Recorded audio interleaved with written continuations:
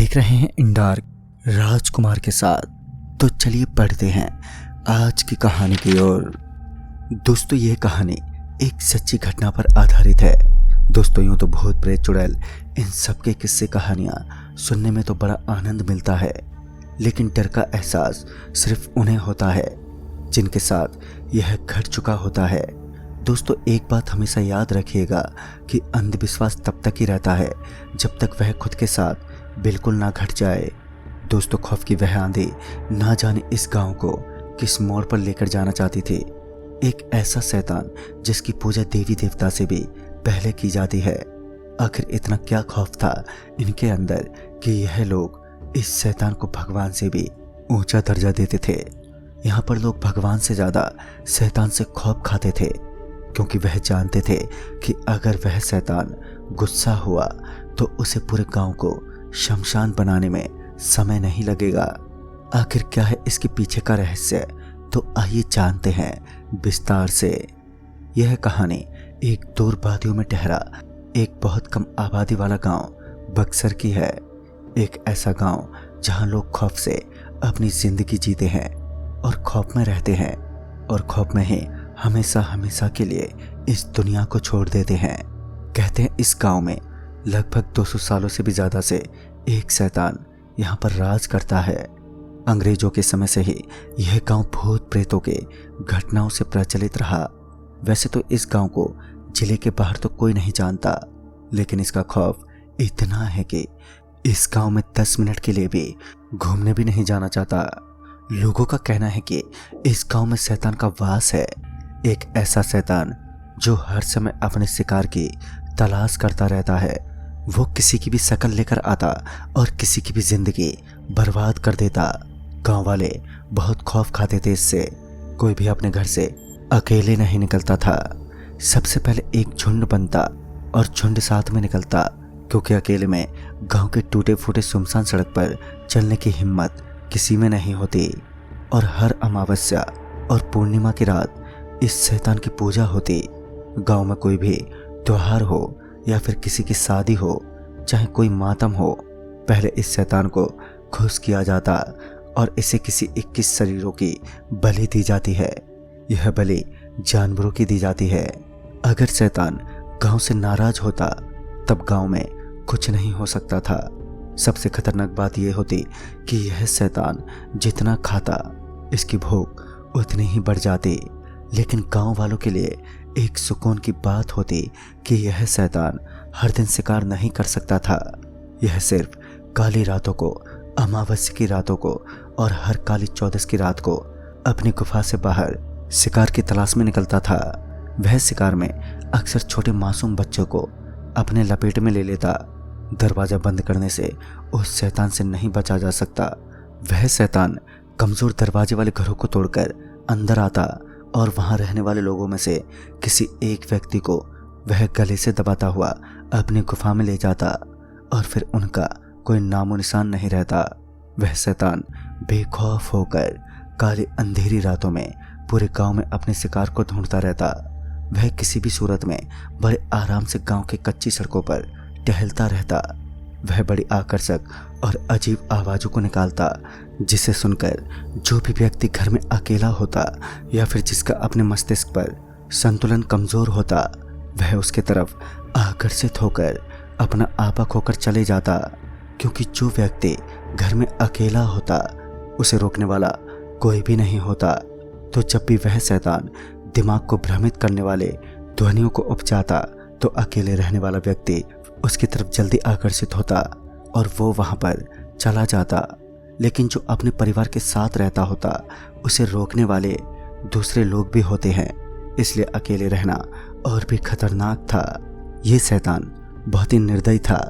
इसे जो भोजन के रूप में मिलता उसे ये इतनी बेदर्दी से मारता कि यमराज को भी दया आ जाए। यह सिर्फ मनुष्य का शिकार नहीं करता, बल्कि मिलने वाले पशु पक्षी एवं हर वह जीवित प्राणी जिसमें डर होता है उसे ये शैतान जिंदा नहीं छोड़ता। इसीलिए हर काली रात से पहले इस गांव में पूजा कराई जाती है, ताकि इस शैतान के प्रकोप से ज़्यादा बचा जा सके। हर व्यक्ति खौफ के मारे अपने घर के सामने शक्तिशाली लॉकेट और साथ ही नींबू मिर्ची लटका कर ही रखते। तो चलिए जानते हैं एक ऐसे ही किस्से को जो एक बार इस गांव के सबसे पढ़े लिखे इंसान मिस्टर जर्नल साल्वी के साथ घटी थी।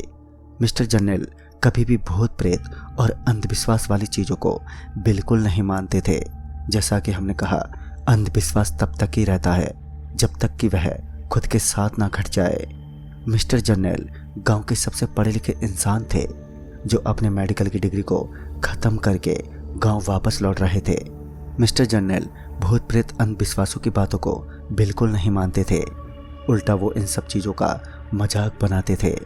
उस जालिम शैतान के बारे में जब भी मिस्टर जर्नल को कोई कुछ बोलता तब मिस्टर जर्नल हंसने लगते। वह कहते कि अगर वह भूखा है तो उसे मेरे पास भेज दो, मैं उसे अपने हाथों से खिलाऊंगा। मिस्टर जर्नल की यह सोच जायज़ भी थी क्योंकि मिस्टर जर्नल ज़्यादा समय के लिए कभी गांव में नहीं रहे। उनके माता पिता की मृत्यु के बाद उनके चाचा चाची उन्हें शहर ले गए थे और उनकी सारी पढ़ाई शहर में ही हुई। उनका बचपन शहर में ही बीता था। इसी वजह से कहीं ना कहीं उन्हें उस शैतान के बारे में बिल्कुल अंदाज़ा नहीं था कि वह कितना खतरनाक है। बड़े होने के बाद जर्नल को जब पता चला कि उनका गांव बक्सर में है तब वह इस गांव में हर 4-5 साल में 1-2 दिन के लिए यूं ही आ जाया करते थे। वह गांव में अब तक सिर्फ 3 ही बार आए थे। वह एक हार्ट सर्जन थे और वह काफ़ी पढ़े लिखे थे और हमेशा से उन्हें शहर की हवा लगी थी जिससे वह भूत प्रेत जैसी चीज़ों पर बिल्कुल विश्वास नहीं करते थे। गांव वालों ने उन्हें बहुत बार आगाह किया था कि वह इस शैतान से बचकर रहें, पर उन्होंने कभी किसी की बात को सीरियसली नहीं लिया। वह गांव वालों को अनपढ़ गवार समझकर हमेशा उनकी बातों को मूर्खता समझते। लेकिन कहते हैं ना, कभी कभार ज़्यादा स्मार्टनेस बहुत महंगा पड़ जाता है। कुछ ऐसा ही हुआ मिस्टर जर्नल के साथ भी। एक बार की बात है, मिस्टर जर्नल 2 दिन के लिए शहर से अपने गांव आ रहे थे। आने में तो उन्हें कोई परेशानी नहीं हुई, लेकिन इस बार हर बार की तरह उनका नसीब इतना अच्छा नहीं था। वह गांव तो सही से पहुंच गए थे। 2 दिन बाद काली चौदस की रात थी। गांव वालों ने उन्हें मना किया कि वह 1-2 दिन बाद जाएं और अभी ना जाएं, लेकिन मिस्टर जर्नल का जाना बहुत ही ज़रूरी था क्योंकि कोई इमरजेंसी था और मिस्टर जर्नल तो पहले से ही इन सब चीज़ों को अंधविश्वास मानते थे। सारे गांव वालों को पता था कि इस समय अंजाम क्या होने वाला है। गांव के हर इंसान ने उनसे भीख मांगी कि कुछ भी हो जाए वह कम से कम 1 दिन रुक जाए, लेकिन मिस्टर जर्नल बिल्कुल नहीं माने। गांव वालों ने उन्हें कहा कि ऐसी काली रातों में उन सुनसान सड़कों पर जाने वाले व्यक्ति कभी अपनी मंजिल पर नहीं पहुंच पाते हैं और कभी जिंदा भी नहीं रह पाते। उस अंधेरी रातों में सुनसान सड़क पर वह जालिम शैतान भटकता रहता है और सिर्फ शिकार करने का मौका ढूंढता है, और अगर उसे कोई मिल गया तो वह इतनी दर्दनाक मौत उस आदमी को देता है कि मौत को भी दया आ जाए। मिस्टर जर्नल बोले, ठीक है, मैं नहीं जाऊंगा, पर उन्होंने जाने का इरादा कर लिया था। लेकिन वह सिर्फ गांव वालों के सामने नाटक कर रहे थे ताकि जैसे ही रात को और गांव वाले सो जाएं तब वो चुपके से अपने घर से निकलकर शहर की तरफ चले जाएं। फिर वैसा ही हुआ। कहते हैं ना, विनाश काले विपरीत बुद्धि। वही हुआ। शायद वह जब दिन में जाते तो शायद बच भी जाते, लेकिन अब तो उसने रात में जाने का मन कर लिया था। अब तो भगवान भी उन्हें नहीं बचा सकते। लोगों को लगा कि अब शायद मिस्टर जर्नल अपने घर में सो चुके होंगे, लेकिन मिस्टर जर्नल तो बस गांव वालों के सोने का इंतजार कर रहे थे। फिर रात के करीब 11 बज रहे थे। पूरा गांव नींद की वादियों में डूबा था। हर तरफ अंधेरा पसरा था। चुपके से मिस्टर जर्नल ने अपना सामान उठाया और गाड़ी में रखा। उन्होंने फौरन गाड़ी स्टार्ट की और हल्के हल्के गाने की धुन सुनते वह घर की तरफ रवाना हो गए। गांव वालों ने जैसे ही गाड़ी के खड़खड़ाने की आवाज़ सुनी तभी सारे गांव वाले एकदम से जाग गए और थरथराकर कांपने लगे। गांव वाले बस भगवान के सहारे मिस्टर जर्नल की जिंदगी की दुआएं मांग रहे थे। थोड़ी दूर जाने के बाद अचानक ही मिस्टर जर्नल की गाड़ी खराब हो गई। अचानक ही उनके म्यूजिक सिस्टम में भी खराबी हुई और गाना भी बंद हो गया। वह अभी सोच में थे कि आखिर 10 दिन पहले ही सर्विसिंग कराई थी और अभी खराब हो गई। खैर वो गाड़ी से उतरे और अपनी गाड़ी को ठीक करने लगे, लेकिन उनके लाख कोशिशों के बाद भी गाड़ी ठीक नहीं हुई। तभी मिस्टर जर्नल ने ये सोचा कि इतनी रात गए, यहाँ पर मैकेनिक मिलना तो दूर, कोई परिंदा भी नहीं मिलेगा। वैसे भी अनपढ़ गवार गांव में गाड़ी को किसे ठीक करना आता होगा। मिस्टर जर्नल ने गाड़ी को वहीं छोड़ दिया और सोचा कि कल शहर को चले जाएंगे। फिलहाल वापस गांव चलता हूँ और सुबह गाड़ी को भी ले जाऊंगा। वह अब वहां से वापस अपने घर की ओर चल पड़े। कुछ दूर आगे आने के बाद उन्हें एक लंबा चौड़ा आदमी दिखा जो एक शॉल से लपेटा हुआ था। वह आदमी उसी की तरफ बढ़ रहा था। उस आदमी ने धीरे से आकर मिस्टर जर्नल से पूछा, कोई आखिरी इच्छा है तुम्हारी? मिस्टर जर्नल ने कहा, मतलब? इतना कहते ही सुनसान हवाओं में मानो एक तूफानी आवाज गूंज उठी। अचानक मिस्टर जर्नल की जोर जोर से चिल्लाने की आवाज आने लगी और थोड़ी देर बाद वह आवाजें आने बंद हो गईं। अब उस शैतान की आवाजें आ रही थी। आवाज भी ऐसी थी कि मानो कमजोर दिल वाला अगर उसे सुन ले तो वहीं अपना दम तोड़ दे। उस पूरे गांव में सिर्फ शैतान की ही घुर्राने की आवाजें सुनाई दे रही थी। उसकी भयानक चीखों से पूरा गांव दहल उठा था। गांव वाले अब थर थर कांप रहे थे। वह समझ चुके थे कि इस वक्त वह शैतान जिसे चबा रहा है वह जर्नैल ही है। सालों पहले जर्नैल के माता पिता को भी जिंदा निकलने वाला वही शैतान था, लेकिन जर्नैल के चाचा जी ने गांव वालों को जर्नैल को यह सच्चाई बताने से मना किया था। जर्नैल की बेवकूफ़ी की वजह से उसकी मौत सिर्फ 35 वर्ष की उम्र में ही हो गई। सिर्फ जर्नैल ही वह शख्स नहीं था, बल्कि उसके पहले बहुत से इंसान उस शैतान के खुराक बन चुके थे। अगले दिन जब सारे गांव वालों ने मीटिंग कर कर सब एक साथ झुंड बनाकर गांव के पुराने चौराहे पर गए, तब उन्हें वहां लाशों के छोटे छोटे टुकड़े मिले और जर्नैल की गाड़ी के भी टुकड़े थे। यह एक बहुत दर्दनाक किस्सा था जो गांव वालों को फिर से एक बार खौफ की आंधी में ढकेलने के लिए काफी था।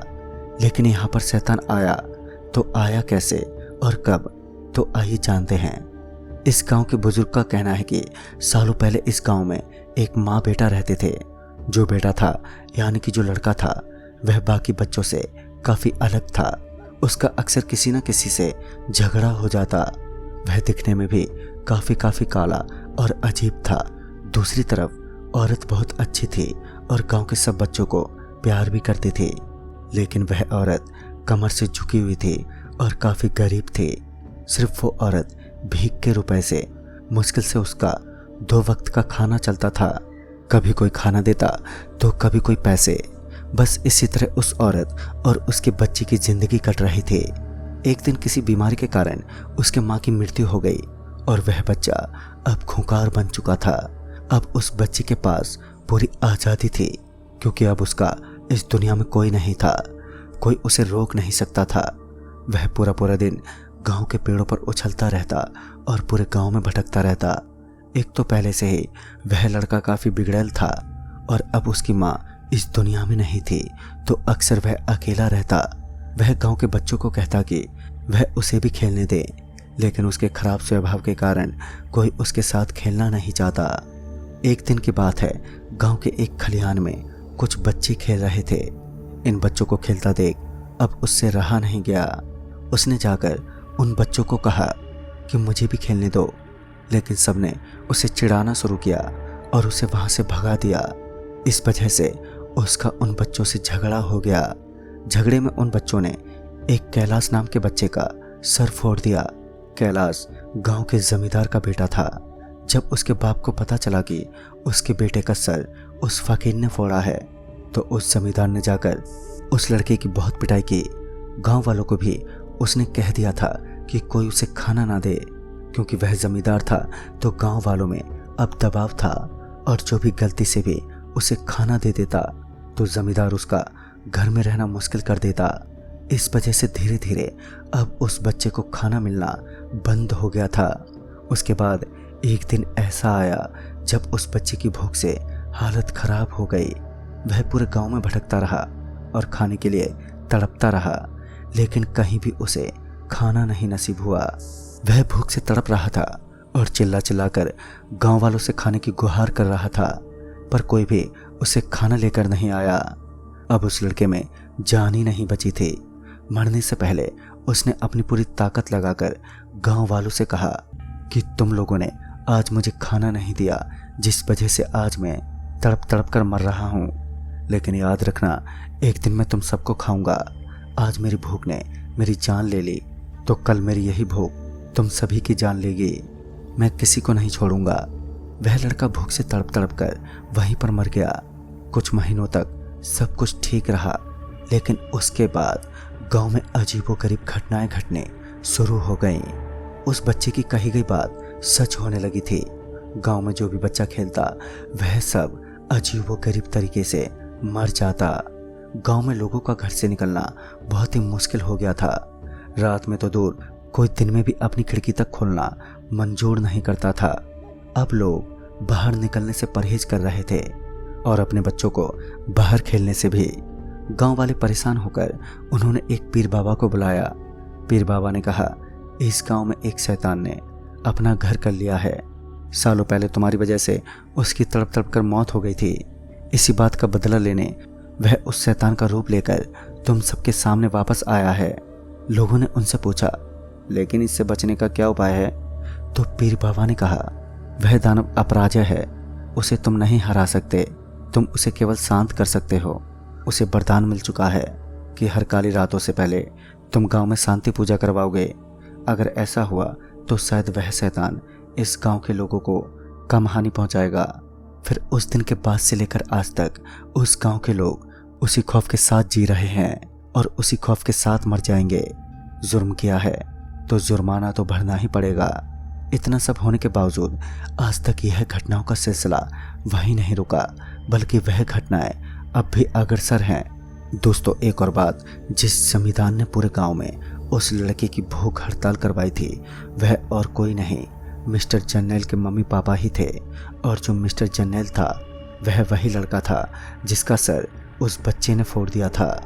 उस गांव के सुनसान सड़कों से गुजरने वाले पंछी तक अगर उस शैतान की नज़र पड़ जाए तो फिर उसका दर्दनाक ढंग से दुनिया से जाना तय है।